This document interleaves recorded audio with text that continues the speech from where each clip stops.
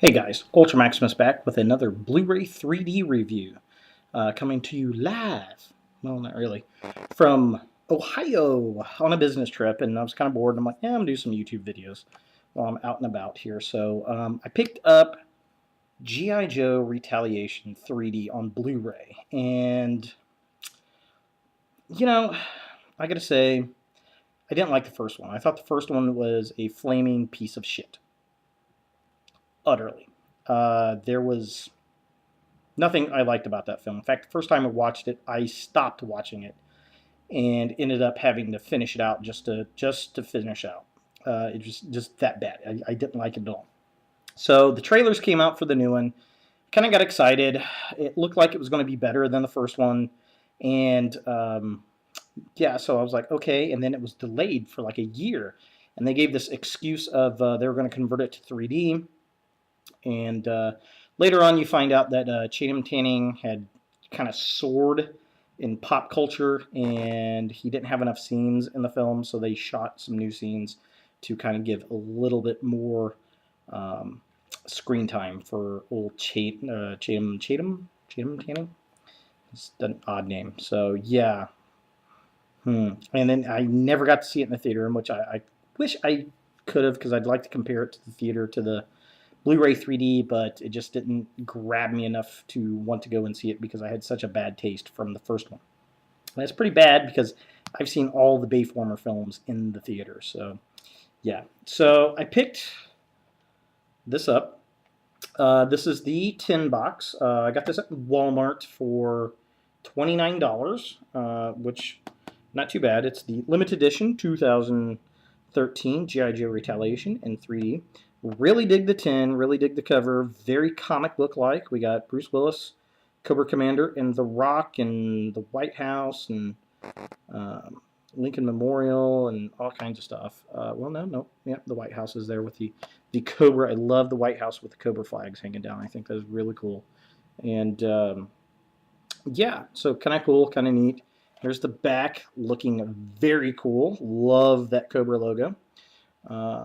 Side piece there, GI Joe Retaliation. On the inside, got some papers and stuff. We have the 3D disc, the Blu-ray disc, and the DVD. And behind the discs, if I can get the disc out, we do have the other characters and the inlays. They have them on the back there as well, so I like to do that. I think that's very, very nice. So very cool that they did that for us. We also have your digital copy, and then you can buy these other movies from Paramount. And then we've got ads for World War Z Blu-ray and Star Trek Into Darkness Blu-ray and Pain and Gain. And then we also have Get Your Free Dog Tags. And this is kind of cool. This is something I really wanted to bring up. I'm like, okay, I figured I pay shipping and handling. But you go online, and I don't know if this is in every copy of GI Joe that you purchase or if it's just in the tin. But you go online, you go to the website, you enter in this code, and you get to customize your own dog tag, either with one of the GI Joes that was in the film with their ranks, or you can create your own code name and your own rank, and then you can put your name and vitals in, and that's it. 4 to 6 weeks, they ship it out to you. There's no shipping and handling, no payments, no nothing. You go to this website, you enter the code, put in the information you want, put in your address, they mail it to you. That is awesome. I have not seen a promotion like that since the 1980s. So kudos to Paramount, kudos to Hasbro, kudos to the filmmakers and the producers and whoever put this promotion together, because that is probably the coolest promotion I have seen in a long, long time. So definitely check it out. I think it ends... Code may not be valid after July 30th, 2015. Oh, that's the... I'm sorry. That's that code on here. There's another one. October 31st, 2013. That's this one. So the Ultraviolet's only good through 2015. The dog tags, get them before Halloween this year, if you want to get it. So definitely cool. I really dug that. So let's talk about the film. Do what we usually do. We talk about the film, what we thought, and we'll talk about the 3D and all that kind of good stuff. So yeah, GI Joe 3D. Retaliation. Basically, and I'm going to do some spoilers, so if you don't want to know about the film, stop watching now, go watch the movie, come back to this point in time. It is a better film. This is a better G.I. Joe movie. I was never a huge G.I. Joe fan. My best friend's little brother, he was huge into G.I. Joe. He was a mega G.I. Joe fan, still is, and I was more of a Transformers guy. But I did like G.I. Joe. And the first one, I didn't like at all. I really didn't. This one, a lot more nods to the original cartoon. In fact, the director, he was a big fan of G.I. Joe. In fact, the director directed that Justin Bieber movie, which is kind of interesting. And they talk about, there's some really good featurettes on this. And they talk about how they made the movie and talked about certain scenes and why they did certain things. And it's definitely got some good features on it.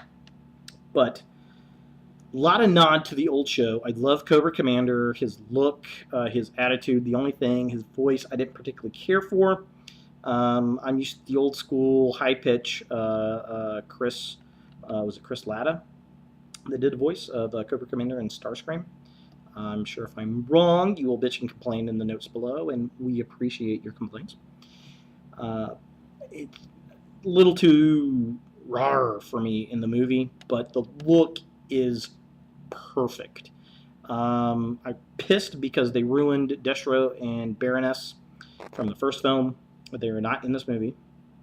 The ninjas, best part out of the whole movie, both in just looks of the film and 3D. All the scenes with the ninjas kick ass.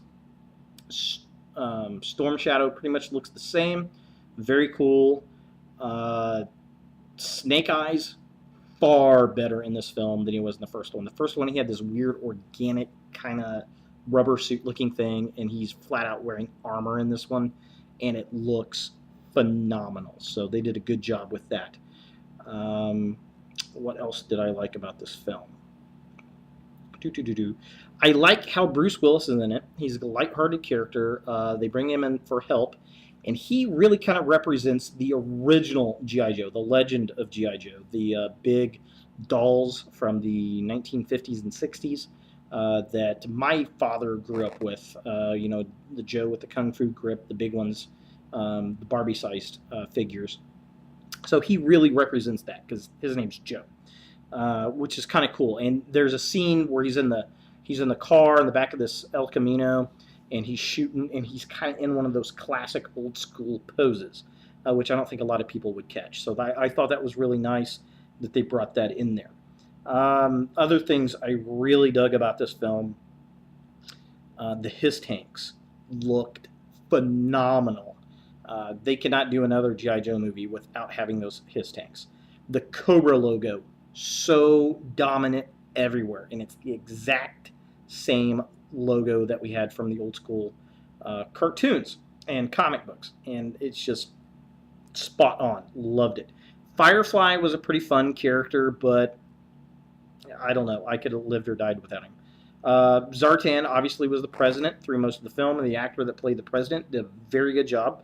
Stole a lot of the lines, but at the same time, the actor that played Zartan only had a few scenes in the film. I would like to have seen Zartan do more of his, shape-shifting abilities, but we didn't really get that too much. The twins, I wish they would have brought the twins in. I thought that would have been really good, but yeah, it is what it is. Lady J, phenomenal. The actress, she was supposed to be Wonder Woman. She actually did the voice of Wonder Woman in one of the animated films, I believe. And she did a great job as Lady J. Looked hot, sporty, tight, spot on. The guy that played Flint, you could really have taken him out of the movie and it not made a difference. They kill off Duke at the beginning, which is fine because the character was terrible. Orlando's character didn't even make this cut. They don't even mention him in this thing. Um, yeah, so and some of the other characters from the original film just don't even exist. It's more realistic, it's down to earth, more militaristic. It's not as sci-fi as the original one was, and that's good because it needed that. Um, yeah, the that's pretty much the movie. The biggest gripe I have, though, The Rock. I like The Rock. I liked him in the film. I thought he did a good job. But he plays Roadblock. And Roadblock in the G1 cartoon series was a black guy. Okay, that's fine because Orlando's character was black. In the G1 cartoons, he was white. I believe. If I'm wrong, please bitch and complain below. We look forward to your complaints. And I didn't really think much of it. I'm like, okay, whatever. But then I noticed his kids were black. Like, black. They weren't mixed. They were black. And then I noticed, as you know, I'm like, oh, that's kind of weird. And then I really kind of caught on. They tan him up a lot in this movie, like super dark tan. And I'm like, are they trying to convince us he's a black guy because he goes to the hood and he's talking like he grew up there, and it just, they don't say it, but a lot of it's kind of implied, and it just seemed off to me. I didn't like that. If you're going to use a different actor, that's fine. Just don't kind of imply it. But then it kind of brings me back to Electra Knight. If you haven't seen her channel, go watch it. She's fantastic. Very good friend of mine. Very funny, very beautiful, super geek, fitness model, utter badass. Check her out, Electra Knight. But you know, she had asked a question with Johnny Depp as Tonto. A lot of people were upset about that and had asked if is that a form of blackface? And why can, you know, the whole thing of it's terrible for Johnny Depp to play Tonto. Nobody said a damn thing about The Rock, a Samoan, half Samoan, playing a black guy in this movie, and they really try to push it. I didn't care for that. I don't mind the fact he's Roadblock. I don't mind the fact, you know, he's who he is. Don't try to push that. And, you know, just let the actor be the character. That's all you need to do. Ving Rhames as, you know, what's his name in Daredevil, the Kingpin. That's fine. It was great. He did a great job as Kingpin. Kingpin's never been black before, but who cares? He was awesome. Let the actor be the character. I don't know. That rubbed me wrong. I don't know why. So, the 3D. 3D was good. Not too bad. All the best 3D scenes are the ninja scenes. Period. They all look phenomenal. The action scenes toward the end look pretty decent with the HISS tank, and some of the jets look really good. But I would say, yeah, the best scenes, definitely the ninja scenes. So when you watch the film and the scenes with the car spinning around with Bruce Willis getting in there involved, that's pretty cool. But I mean, the most memorable ones are like the scenes on the mountain where Snake Eyes and Jinx are fighting these other ninjas. Those scenes are really damn cool. The scene where Snake Eyes and Storm Shadow are fighting in a hallway look amazing. Absolutely my favorite parts of the movie. So in 3D at least. So is this a good movie? It's okay. Is this better than the first movie? Abso-fucking-lutely. The first one's a big steaming pile. This, at least, is a G.I. Joe movie. If they use this as the basis for a new movie and improve on it, more power to them. There's lots of room to do that. This is a good reboot. Is this something you want in your 3D collection? If you're a G.I. Joe fan, yeah, you'll like it. You'll enjoy it. Is it worth $30? I don't know. This seems to me more like a $25 3D movie. If you could find the tin, because the tin is pretty damn cool, for $25 before October 31st, 2013 to get the dog tags. Absolutely worth the money. $30, sure, it's only $5 more. I mean, if you get the dog tags. Beyond October 31st, 2013, this has to be under $30 for me to buy. So there it is. That's my opinion. GI Joe Retaliation 3D. Thanks for watching, guys, and look for more videos in the future. Cobra!